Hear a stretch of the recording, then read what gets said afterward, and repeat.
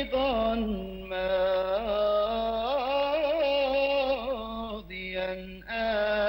أبدا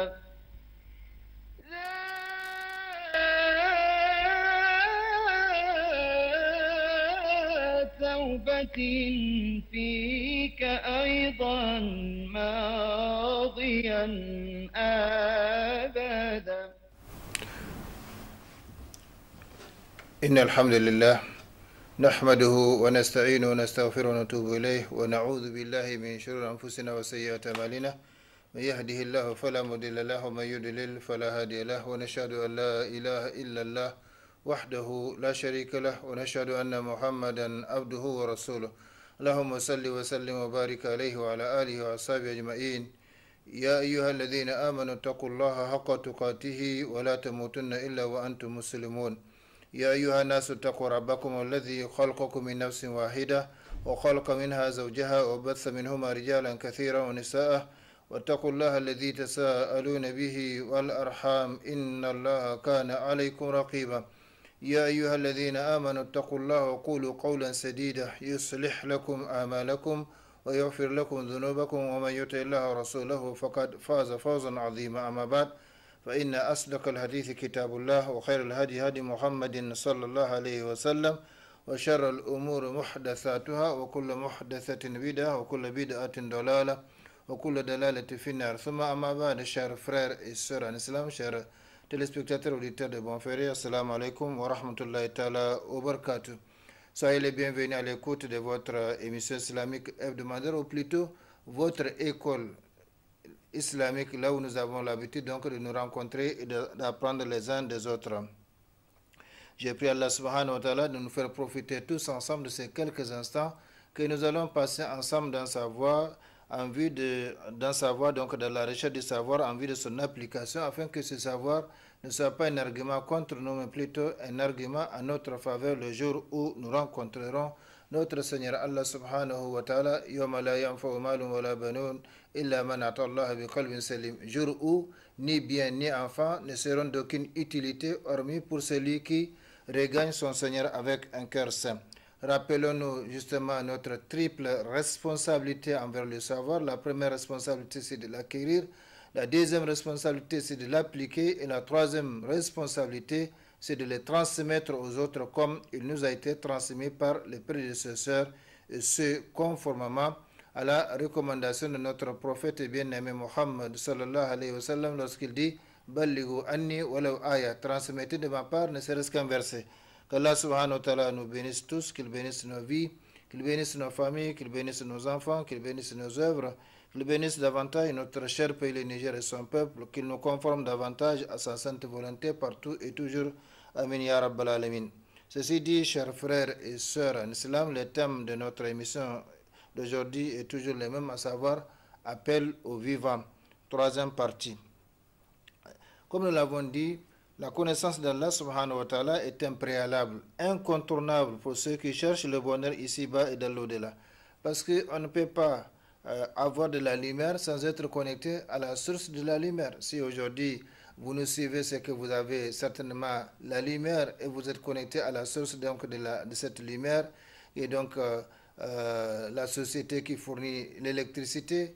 De la même façon, si nous voulons avoir la paix, la tranquillité, l'apaisement moral, eh bien, il faut que nous soyons connectés à la source de la paix, à la source de l'apaisement. Ala bi dhikrillahi tatma'innul qulub, dit Allah subhanahu wa ta'ala. N'est-ce pas que c'est par l'évocation, le souvenir, les dhikrs d'Allah que le cœur s'apaise. Donc, le vrai bonheur, c'est d'être en contact avec Allah subhanahu wa ta'ala. De sorte que tout ce que nous faisons, nous savons que nous le faisons dans le cadre donc, de ce qu'il a tracé pour nous, de ce qu'il a prescrit pour nous. Et c'est pourquoi les hadiths sur lesquels nous avons terminé la dernière fois, que nous rappelons toujours aux gens, qu'on ne se fatigue jamais de rappeler aux gens ces hadiths. À quiconque Allah veut du bien, eh bien, il lui fait comprendre la religion. La religion pour laquelle il a été créé et placé sur cette terre. On n'a pas d'autre mission, on n'a pas d'autre chose à faire. Oui, tu peux faire ce que tu veux. Comme le prophète sallallahu alayhi wa sallam a dit, quand Allah aime un individu, le serviteur, il l'emploie. C'est-à-dire il l'emploie à ses services. Donc il et il fait en sorte qu'il s'occupe de sa religion, il fait en sorte qu'il s'occupe d'Allah subhanahu wa ta'ala, de sa religion, de ses serviteurs soumis, ainsi de suite.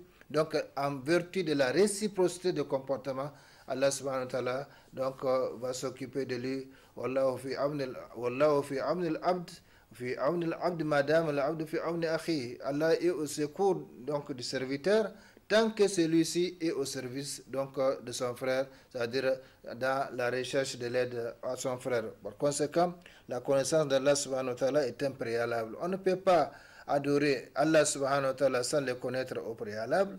On ne peut pas non plus vivre sur cette terre-là conformément à la volonté d'Allah subhanahu wa ta'ala sans le connaître, sans connaître ce qu'il aime, ce qu'il déteste, ce qu'il aime et ce qu'il n'aime pas, parmi les paroles, parmi les comportements, parmi les actions. Parce que dans tout cela, il y a ce que Allah aime et ce qu'il n'aime pas. Par conséquent, c'est ça donc l'essence de du hadith du prophète sallallahu alayhi wa sallam. À quiconque Allah veut du bien, il lui fait comprendre donc la religion.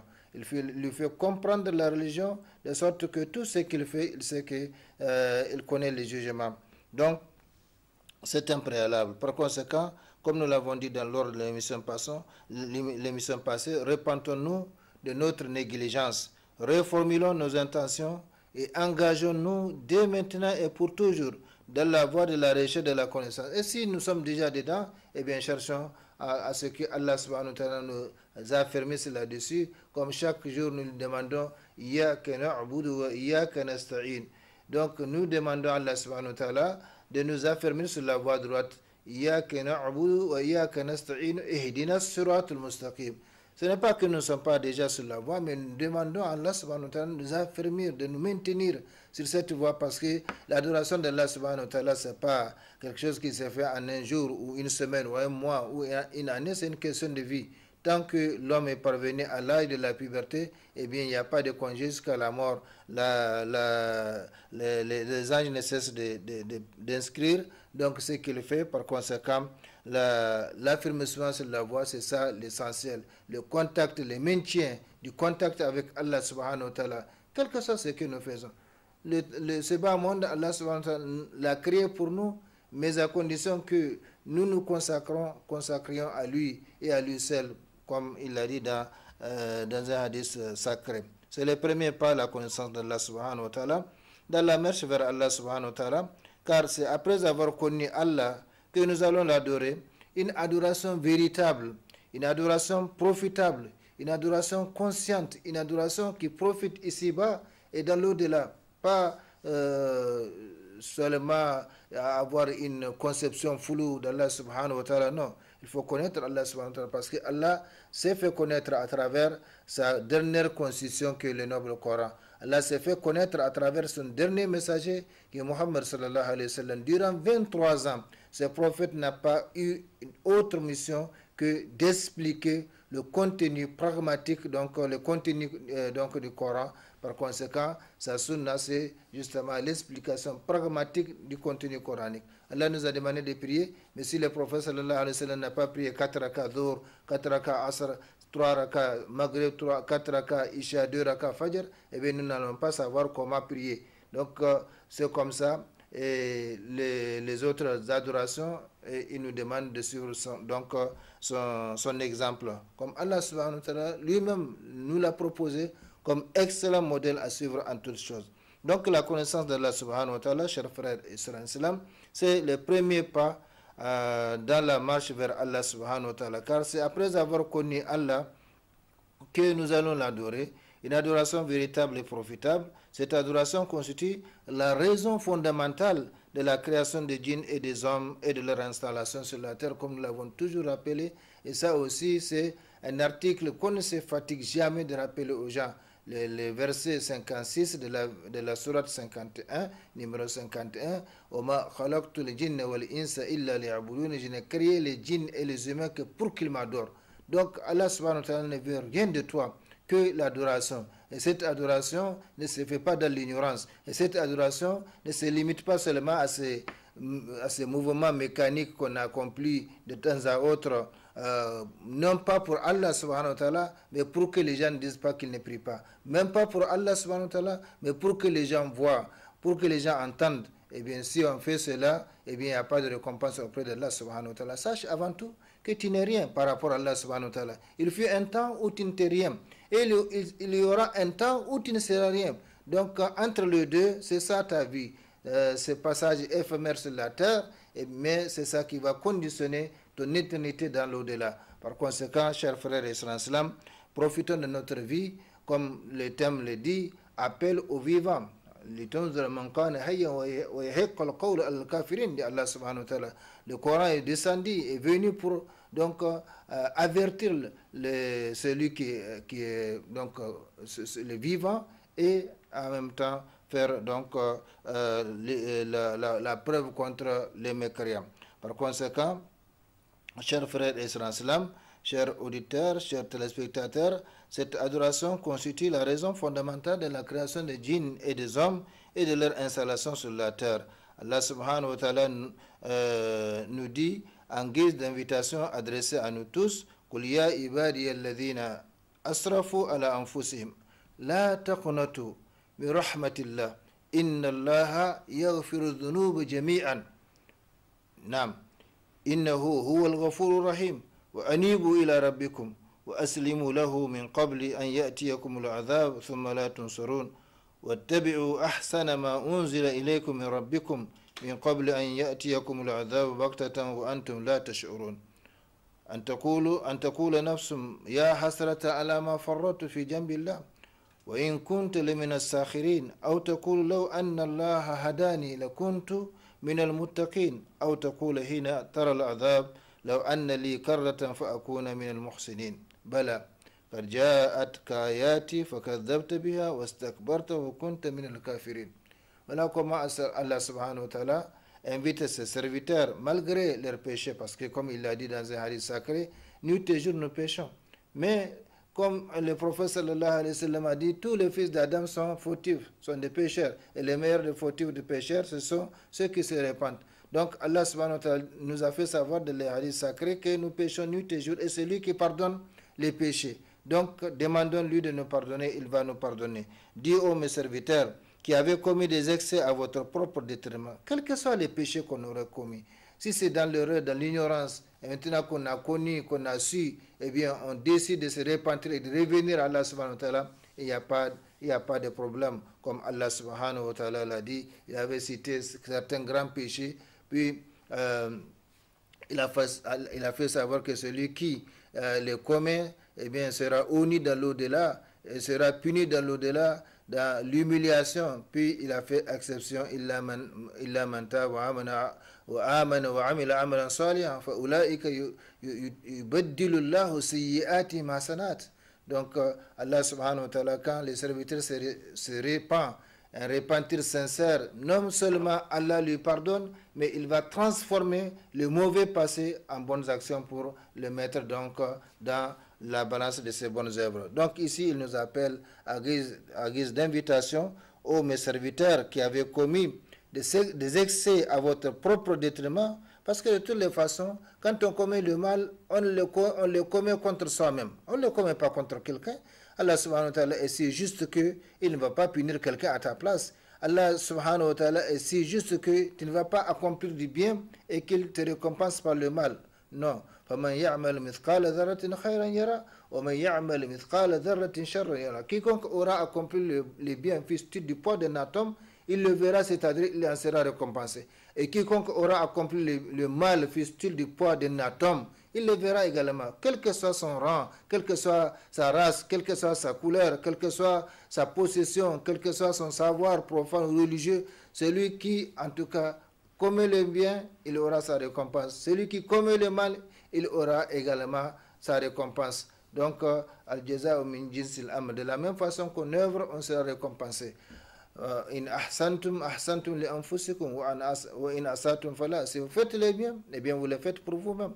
Et si vous faites le mal, c'est à votre détriment. Donc Allah subhanahu wa ta'ala interpelle ici ces serviteurs qui ont commis des excès à leur propre détriment, donc en commettant des péchés qu'ils ne devraient pas normalement commettre. Eh bien ne désespérez pas de la miséricorde d'Allah, car Allah pardonne tous les péchés, jami'an, comme il l'a dit. Jami'an, sans exception, mais à condition que les serviteurs abandonnent les péchés, laissent les péchés, se repentent de façon définitive en abandonnant donc les péchés pour toujours. Et si par faiblesse des fois ou intrigue de Satan, il retombe dans les péchés, eh bien il doit renouveler le repentir pour encore être reconnecté. Comme quelqu'un qui est déconnecté donc d'Allah, eh bien il se reconnecte à nouveau et la vie continue. Oui, Allah subhanahu wa ta'ala nous dit, ne désespérez pas de la miséricorde d'Allah car Allah pardonne tous les péchés. Oui, c'est lui le pardonneur, le très miséricordieux. Donc, puisqu'il est pardonneur, eh bien, il faut qu'il y ait des serviteurs qui demandent pardon. Il y a même un hadith dans lequel Allah subhanahu wa ta'ala, le prophète sallallahu alayhi wa sallam dit que si vous ne péchez pas, Allah allait vous effacer, amener un peuple qui pêche et qui demande pardon pour que Allah leur pardonne. Donc le péché fait partie de la nature humaine, de la nature adamique, mais il ne faut pas que ce soit que toute la vie soit donc bâtie sur les péchés, basée sur les péchés, sans aucune conscience d'Allah subhanahu wa ta'ala, sans aucune relation avec Allah subhanahu wa ta'ala. Tout ce que l'on fait, c'est s'occuper seulement de ces bas mondes. Nuit et jour, il ne se repose pas, il ne dort pas, il ne mange pas bien, il ne boit pas bien, il n'a pas de relation même avec sa famille, il n'a même pas de temps pour sa famille, il n'a pas de temps pour ses amis. Alors que de l'autre côté, il n'en a pas aussi pour Allah subhanahu wa ta'ala. Alors, qu'est-ce que tu fais dans la vie? Si tu n'as pas le temps pour Allah subhanahu wa ta'ala, tu n'as pas le temps pour ta famille, tu n'as pas le temps pour tes amis, tu n'as pas le temps pour toi-même, dormir correctement. Donc, qu'est-ce que tu fais de la vie? Donc, nous allons voir qu'il y a des gens qui font hors sujet par rapport donc, à l'objectif, au but pour lequel ils sont créés et placés sur cette terre, tout en pensant qu'ils sont en train de faire le bien. Oui, le bien que tu fais dans ce monde, eh bien tu auras sa récompense dès ici-bas. Mais c'est ce que tu fais pour Allah subhanahu wa ta'ala, c'est dans l'au-delà que tu auras la récompense, même si Allah est capable de te récompenser par les biens dès ici-bas. Chers frères et sœurs en islam, reprenons donc ces versets dans le noble Coran. Ô mes serviteurs qui avez commis des excès à votre propre détriment, ne désespérez pas de la miséricorde d'Allah. Car Allah pardonne tous les péchés. Oui, c'est lui le pardonneur, le très miséricordieux. Revenez repentant à votre Seigneur et soumettez-vous à lui avant que ne vous vienne le châtiment et vous ne recevrez alors aucun secours. Allah subhanahu wa ta'ala n'informe personne de ses lois, de ses décisions, de ses décrets, de ce qu'il va faire par rapport à l'individu, par rapport à la famille, par rapport à la terre. Donc, il faut seulement être prêt à partir du moment où on est conscient qu'on est un serviteur, une créature qui dépend d'un créateur et qui doit être donc soumis à ce créateur. Donc, par conséquent, revenez repentant à votre Seigneur à tout moment et soumettez-vous à lui avant que vous vienne le châtiment et vous ne recevrez alors aucun secours. Le châtiment d'Allah subhanahu wa ta'ala, s'il vient, il n'y a pas de secours. Et suivez la meilleure révélation qui vous est descendue de la part de votre Seigneur avant que le châtiment ne vous vienne soudain sans que vous ne le pressentiez. Avant qu'une âme ne dise « Malheur à moi pour mes manquements envers Allah, car j'ai été certes parmi les railleurs. » Donc c'est comme ça. Allah subhanahu wa ta'ala nous invite parce qu'il y a un temps d'invitation, il y a un temps d'action, il y a un temps quand il arrive, eh bien, il n'y a plus question, on ne peut plus œuvrer. Le temps d'examen est terminé. On est actuellement dans la classe d'examen. Donc on peut faire, on peut refaire, on peut commettre des péchés, on peut réparer, on peut se repentir. Mais il y aura un temps, quand l'arbitre sifflera dans les sifflets donc, de la fin du match, eh bien, il n'y aura plus question de reprendre ou de recommencer ou d'avoir la possibilité de faire une nouvelle session. Il n'y en a pas. Donc, qu'une âme ne dise, si Allah m'avait guidé, j'aurais été certes parmi les pieux, ou bien qu'elle ne dise, envoyez le châtiment, ah, s'il y avait pour moi un retour, il n'y a pas de retour. Je serai alors parmi les bienfaisants. Oh, que si, dit Allah subhanahu wa ta'ala, mes ayats, mes preuves, mes évidences, mes versets, mes enseignements, mes révélations, les exhortations des prophètes, des enseignants, des prêcheurs, des ulémas, tout cela t'est parvenu, mais tu t'es enflé, hein, tu les as traités de mensonges et tu t'es enflé d'orgueil et tu étais parmi les mécréants. Donc aujourd'hui, la récompense, c'est la résultante donc de ce que tu as réuni dans les bas mondes. Allah ne fait pas d'injustice aux gens. Ce que tu as fait, c'est ça que tu vas trouver dans l'au-delà. C'est ça que tu vas trouver dans l'au-delà. Les biens ou les mal, il n'y a pas de doute que tu vas les retrouver. Par conséquent, chers frères et sœurs, c'est verset l'un des plus beaux versets du noble Coran qui nous invite donc à revenir à Allah subhanahu wa ta'ala. Quels que soient les péchés, Inna Allah yaghfiru dhunuba jami'an. Il n'a pas fait d'exception. Comme je l'ai dit, la seule règle, la seule condition, c'est donc d'abandonner de façon définitive le péché pour que Allah subhanahu wa ta'ala, même pas seulement le pardonne, mais les transforme en bonnes actions qui sera mise dans la balance du serviteur. Donc, si c'est la consommation de l'alcool, il faut abandonner. L'alcool n'est pas une nourriture indispensable. Combien de gens ne boivent pas de l'alcool qui vivent tranquillement, sans problème? Au contraire, c'est quand justement le corps est habitué donc à l'alcool que tu as des problèmes. C'est la drogue, les péchés, la fornication, tout ça, ce sont des péchés donc, auxquels le serviteur s'est fait habituer, alors que ce n'est pas indispensable à sa vie. Allah subhanahu wa ta'ala t'a donné la possibilité d'épouser jusqu'à 4 femmes en islam. Donc, il n'y a pas de raison pour que tu dévies de cette voie tracée par Allah subhanahu wa ta'ala. Par conséquent, chers frères et sœurs en islam, ce verset est une invitation, c'est le passage du noble Coran, allant de versets 53 à 59 de la sourate 39, sourate Zumar, les groupes, donc versets 53 à 59. Réalisez et appliquez-les dans la vie. Allah subhanahu wa ta'ala nous invite à repentir, quelle que soit la situation, quel que soit le problème qu'il y a entre lui et nous. Parce que les péchés sont de 3 catégories. Les péchés envers Allah subhanahu wa ta'ala, les péchés envers soi-même, les péchés envers les autres créatures. Les péchés envers Allah et soi-même, il suffit de se repentir. Allah va nous pardonner. Les autres péchés, il faut demander le pardon des victimes. Ceux à qui nous avons commis, donc, envers qui nous avons commis ces péchés. Si nous ne pouvons pas les faire, eh bien, de prier en leur faveur jusqu'à ce que nous soyons conscients que nous avons rendu, donc, leur dû, parce que les bonnes actions effacent les mauvaises et vice versa.